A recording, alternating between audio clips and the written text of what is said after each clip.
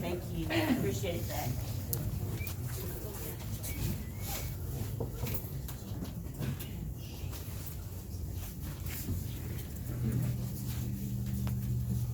Would y'all please turn off the light?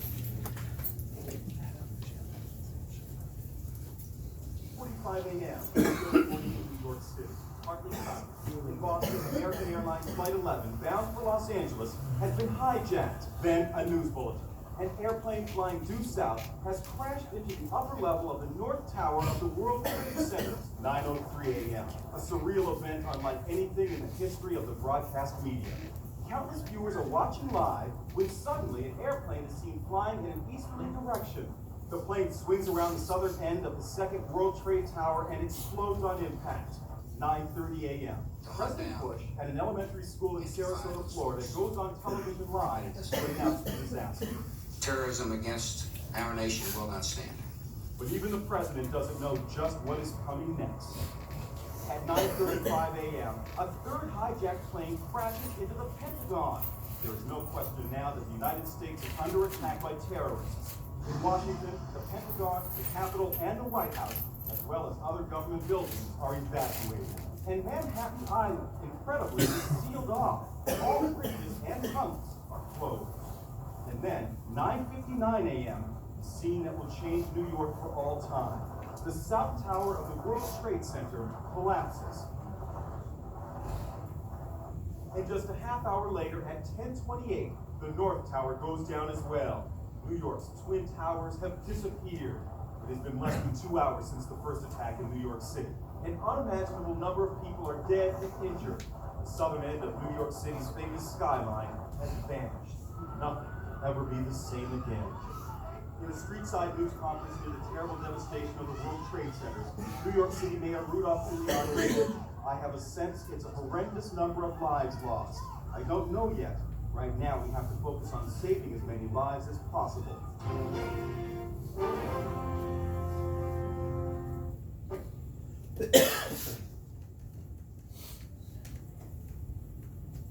Okay, guys.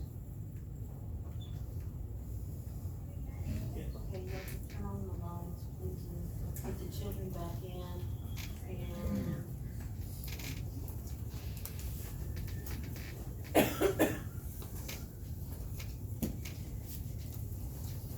I don't know if you remember where you were, or if you were even awake, or alive, an imagination, but 9/11, 2001, that were there at that time, we know exactly where we were. We know exactly, it's imprinted forever in our minds. We probably called loved ones. We were all prepared for a nuclear war, and thank God we didn't. Awful events such as September the 11th terrorist attacks make us review our priorities and our activities. Some things just don't seem quite as important as they used to, and some things seem very important. Today's reading is on something, it's in Luke, but I want to tell you a little bit about 9/11. In 1 hour, the United States changed forever. In 1 hour. The death toll on that one day, in that 1 hour, was 2,996 lives. The largest other attack on the United States was Pearl Harbor, which 2,335 lives were lost. And the timeline was at 8:46, flight number 11, American, hit the North Tower. At 9:03, flight number 173 hit the South Tower. At 9:20, flight number 93 was headed for our White House. And the people decided to sacrifice their 40 lives on that plane to keeping that plane from destroying our White House. And at 9:35 Delta, flight number 77 hit the Pentagon. At 9:59, the north tower collapsed. At 10:28, the south tower collapsed. And at 7 o'clock in the evening, there was a seventh tower that had caught on fire. It was the control center for the whole city of New York. And it burned uncontrollably, and it collapsed at 10:28. All of those things changed America in one day. The universe, or Earth as we knew it, changed in one day when Jesus came to this earth. One was a bad event, one was a very good event. Sometimes it takes a wake-up call like 9/11 to get us to reassess ourselves and look at ourselves. Today's message is on new beginnings. Let's all please turn to Luke chapter 5.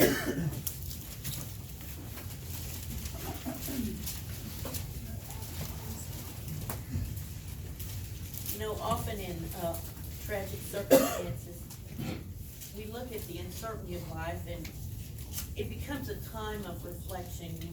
We wonder whether we should, whether we've messed up in our life, whether we've done something wrong. It gives us a time to review our priorities, and it's a time to set new goals, figuring out what we're gonna do with the rest of the time we have left. Because a lot of times we realize we've wasted a lot of our time. I remember when I came to Jesus at 36. Now, I'd always been religious, gone to church every single Sunday. But I didn't know Jesus in my heart. And when I did, I went to the altar one time and I prayed, God, I've wasted so much of my life. I'm 36 years old.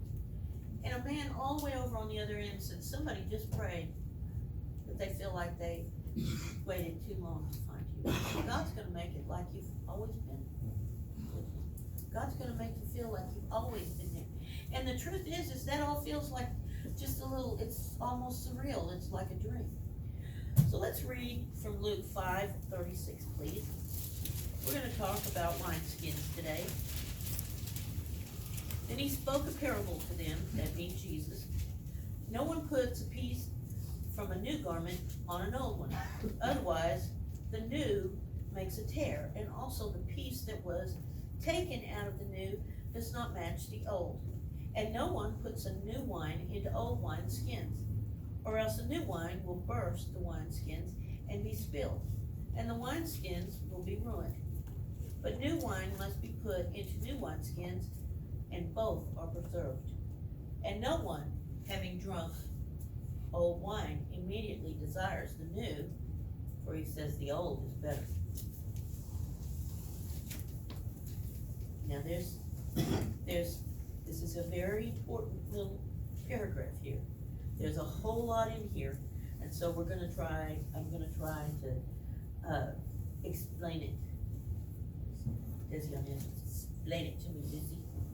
So we're gonna explain it. When really was the last time you took stock of your life? Was it New Year's? Did you make a New Year's resolution? Did you think you could keep them even? Did you keep it even 1 hour of the first day?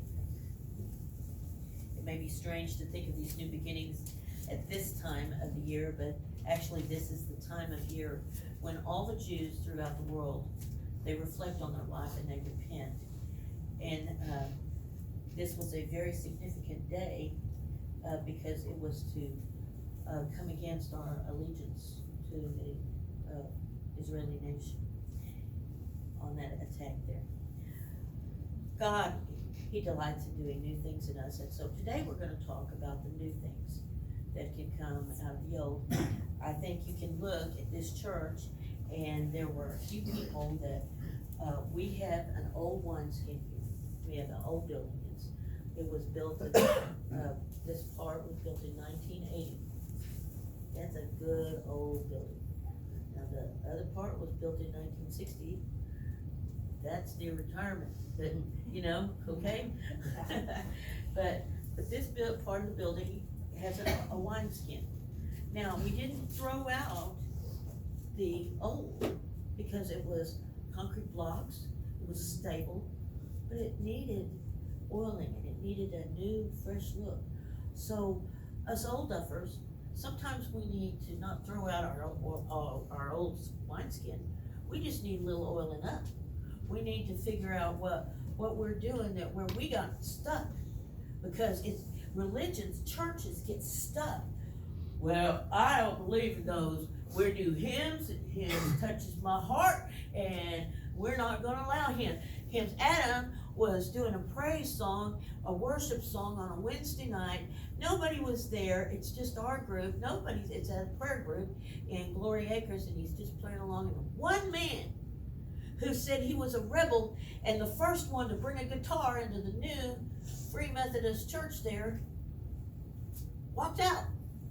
I'm not going to have those courses done here. They're over and over and over. That doesn't tell anything. He's telling it over and over and over. It's a beautiful song. I think it was Hallelujah. You know that Hallelujah. So we had to, kind of go through that motion. But he was an old wineskin, and he wasn't willing to oil himself up and be willing to make a few changes. And so that's what we're going to talk about today. The old wineskin and the new.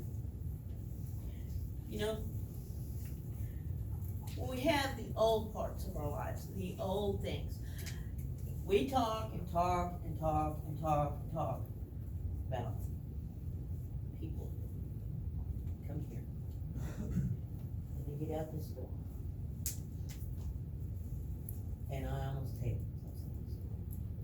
Because while it gives them people, the men, time to fellowship, what do you fellowship on? Do you fellowship on this? Do you sing hymns, songs, and spiritual songs? No.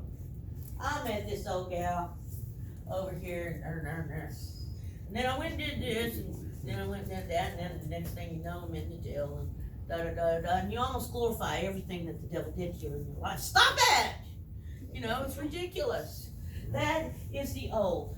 We're here to do new things. We have a new life. You have come to a new place to say, and you made a statement when you came here. I am sick and tired of being sick and tired. I am sick and tired of living that life. I am sick and tired of being defeated by the enemy. I am sick and tired of being chewed up and spit out. Amen. Amen. Amen. Yeah. You wanted this, so don't buck it. Right? Okay? I'm going through transition myself. Okay? I had a close call. I've had several close calls. I think the Lord's kind of telling me something. Cindy Bishop, you better be prepared. I got a new position for you, and it may be in heaven. I'm okay with that. If he takes me this time, I'm going to say, I ain't saying a word, Lord. I'm going in. The last time I said, I don't want to go. I haven't accomplished anything, but this time, I'm going to take my chances and get up there before that throne room. I'm done. I've had my time on earth. I understand. But I'm going through a little transition.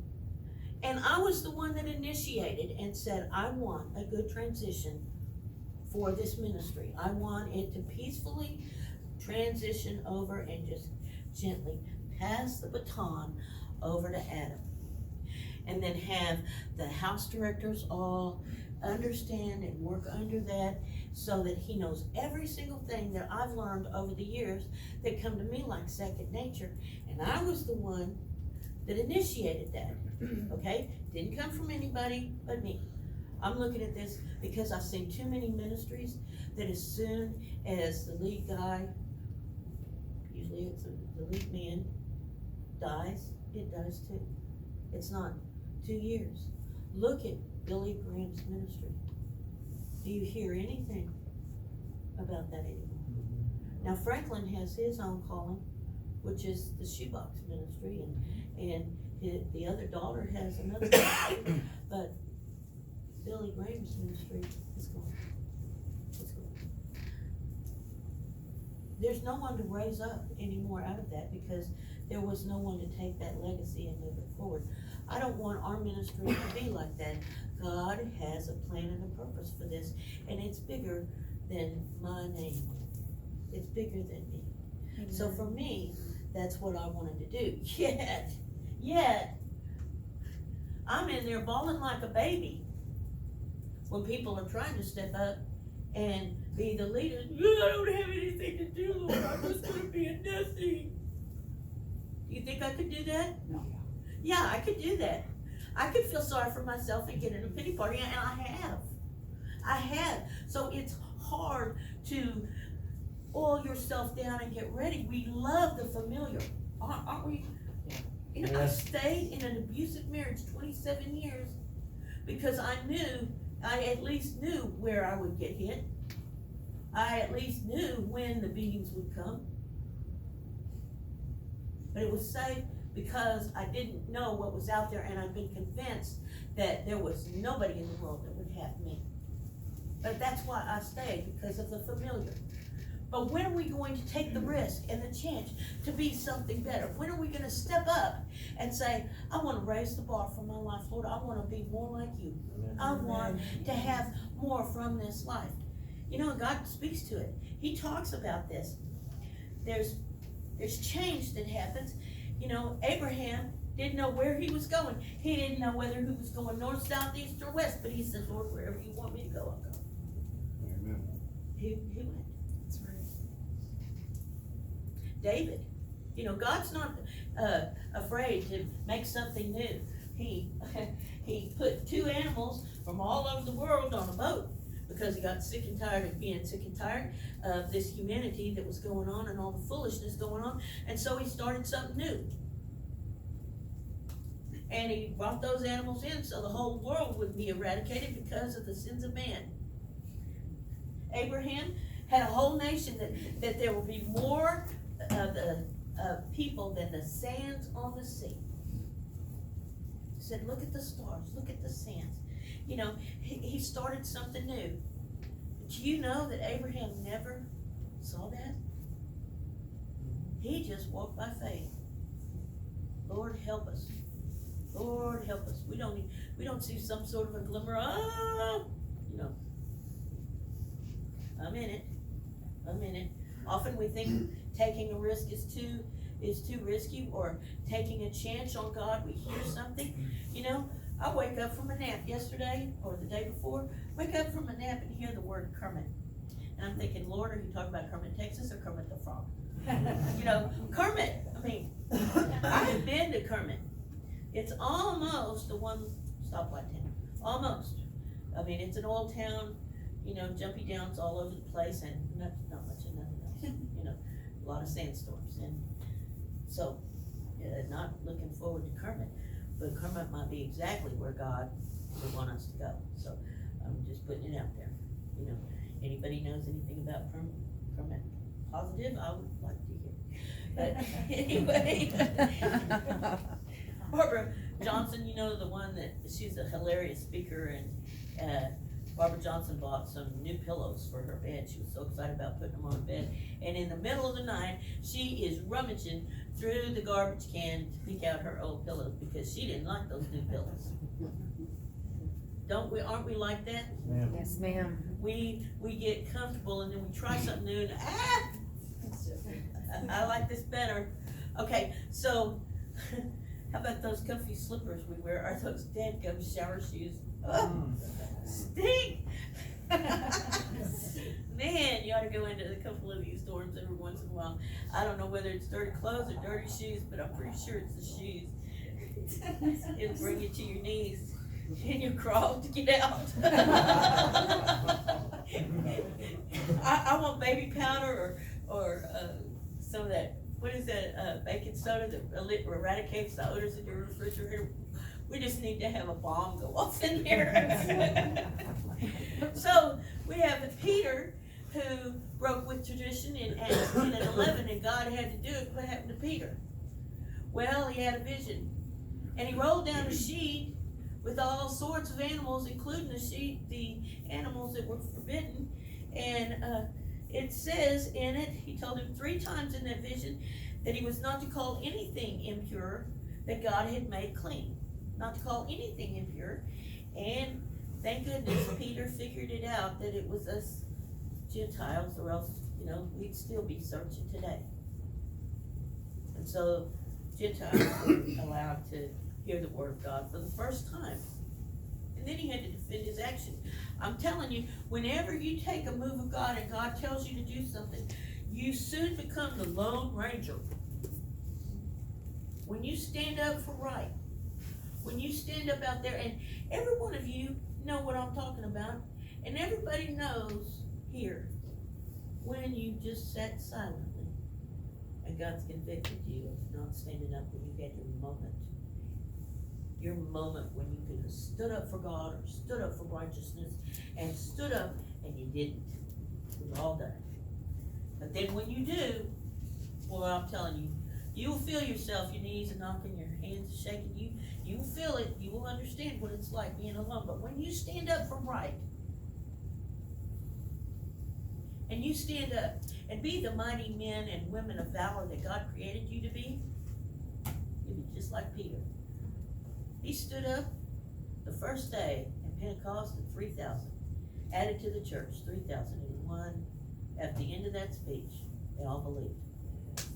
It was a praise God moment. Can you imagine what we do right now? Do you know that we are the mission field to the other parts of the far world where we used to go mission? We are now the mission field. What a sad state it's become. Do you know that when 9/11 occurred, there was 60% increase in the churches? And then just like the Israelites, just exactly like the Israelites, 2 years go down the way, and what do? They complain, and the debauchery and or debauchery, however you want to pronounce it, and all the viciousness and all of that starts back, and everybody's back where they were before.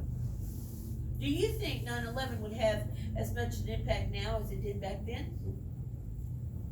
We have almost become accustomed to a new way of life. Terrorism from without and within. And you know that we're the ones that can stop it. Do you not know that our prayers, just our prayers in this room, could change the country?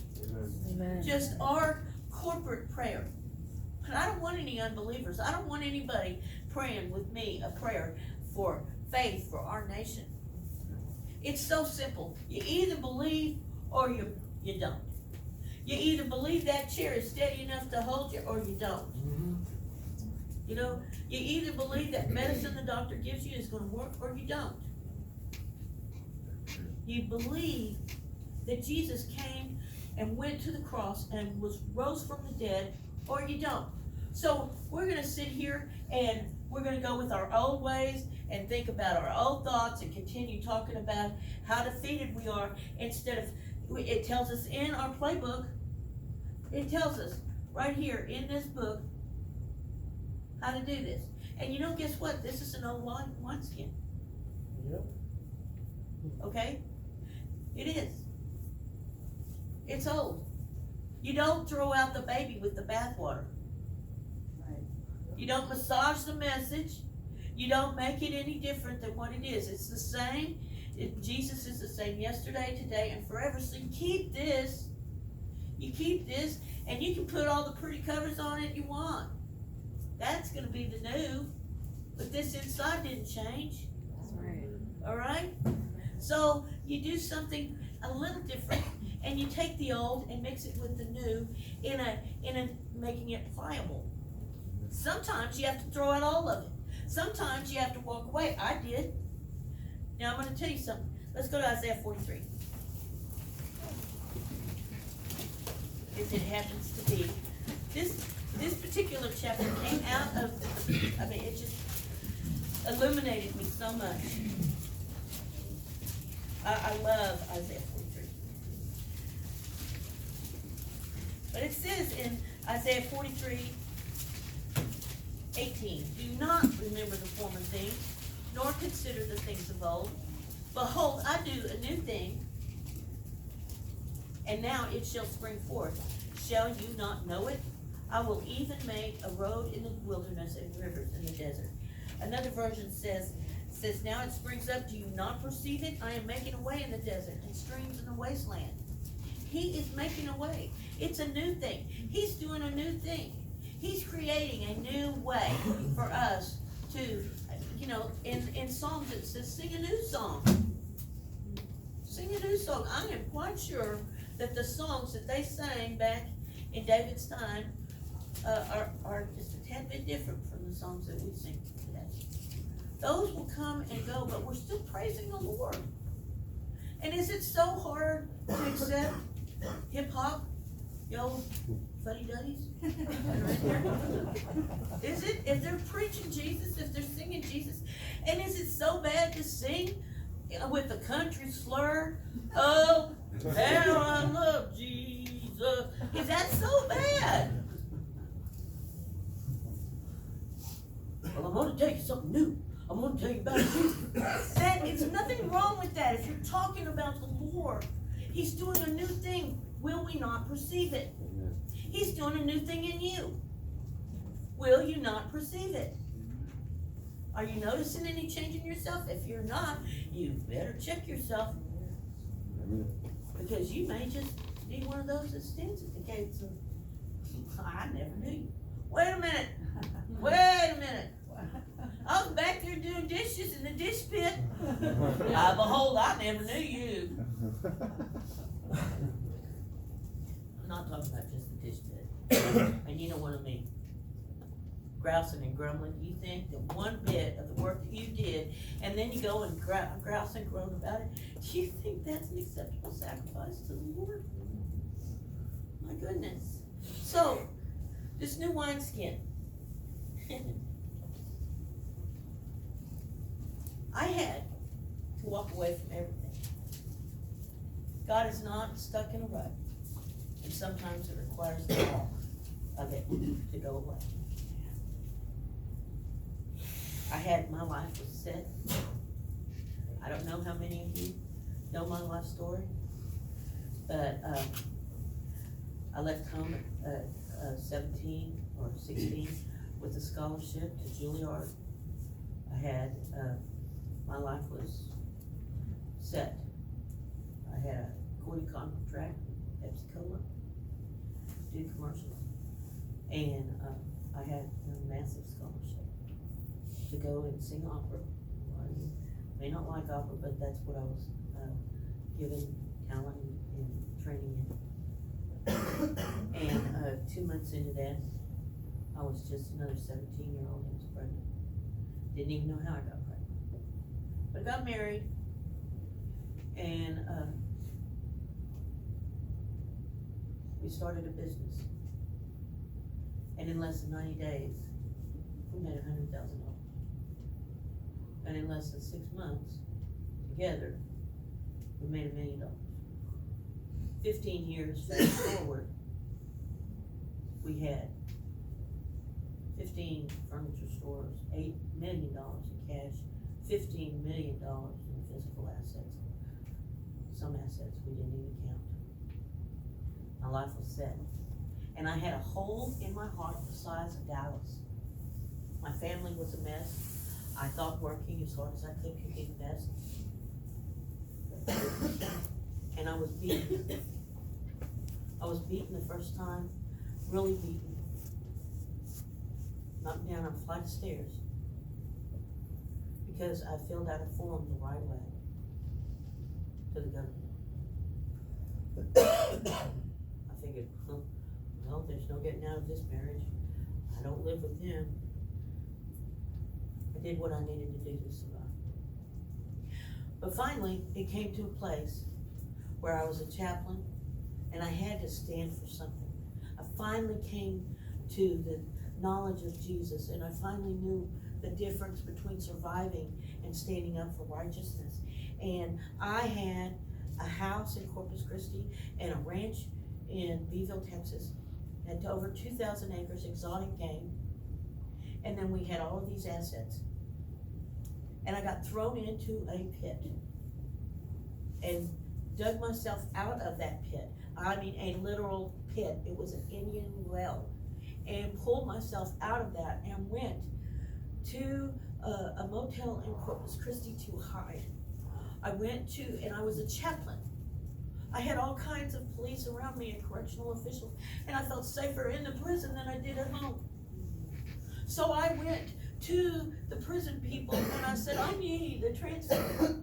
I have got a situation, and I got in touch with the domestic violence people, and I was so stupid that I didn't even know until a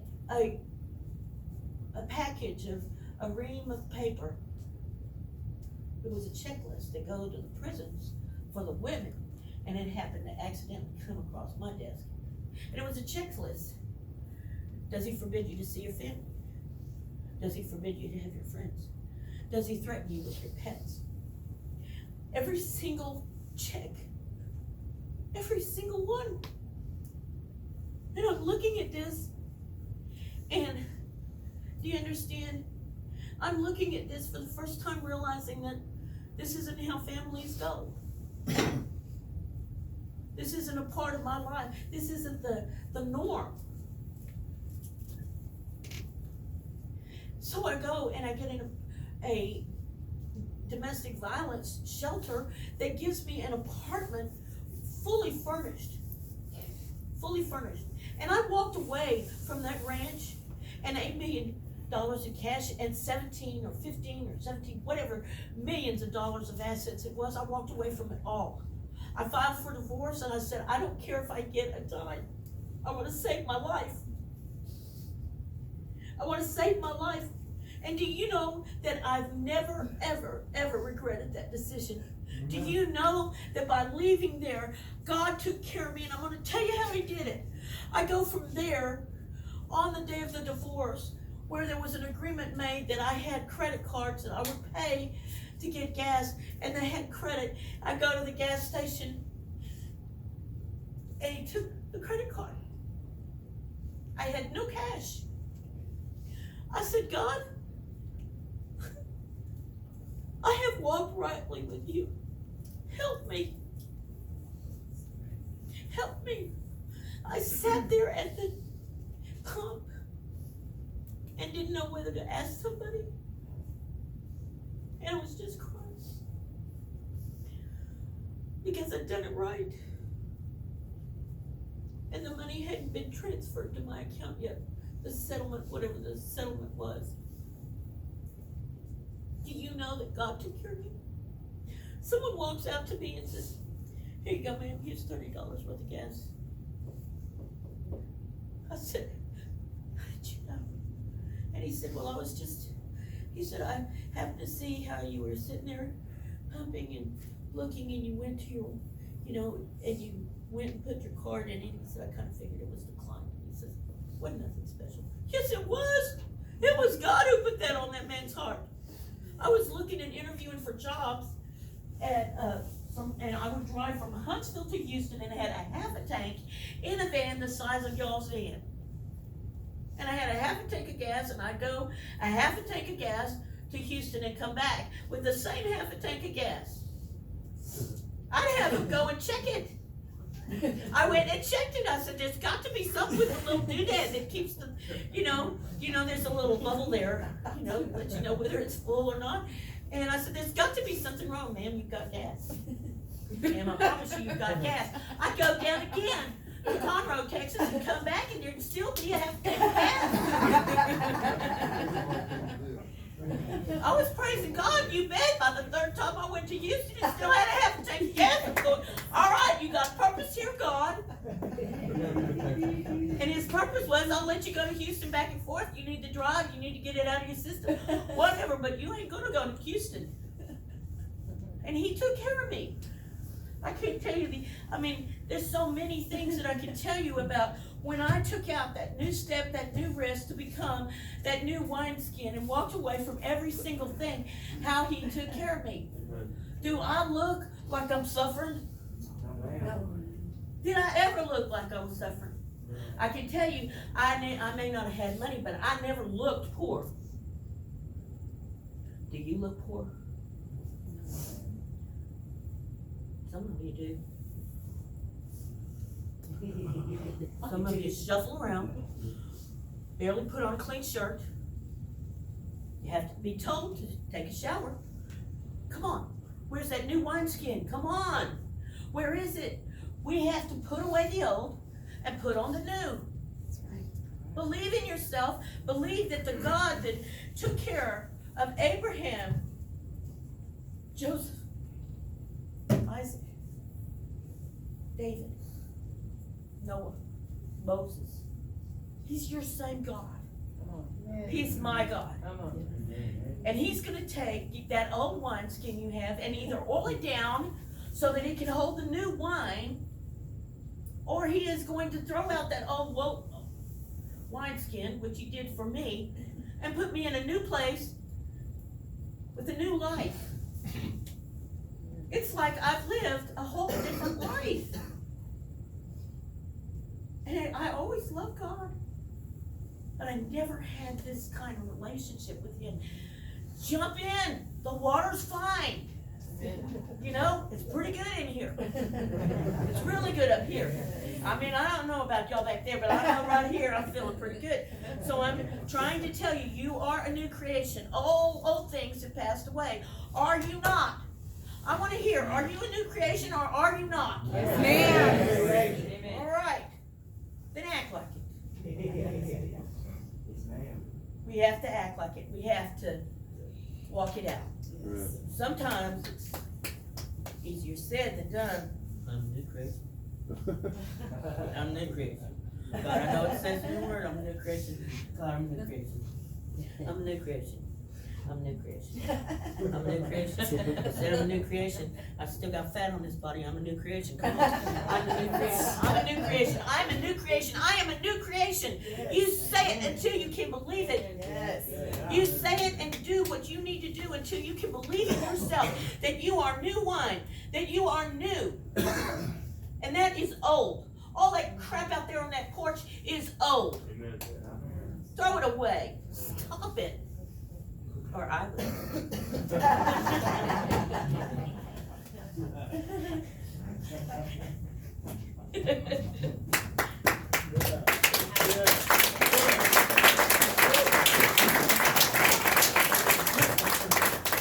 I love y'all, and I have to tell you that I have more to say. I could say more. But I think God said, I said enough. You get it, right? Do you get it? Yeah. Do you really get it? Amen. Don't be old wine. Don't be comfortable. Don't be comfortable. If you're comfortable, guess what that means? He's going to spit you out. You're complacent. You're lukewarm.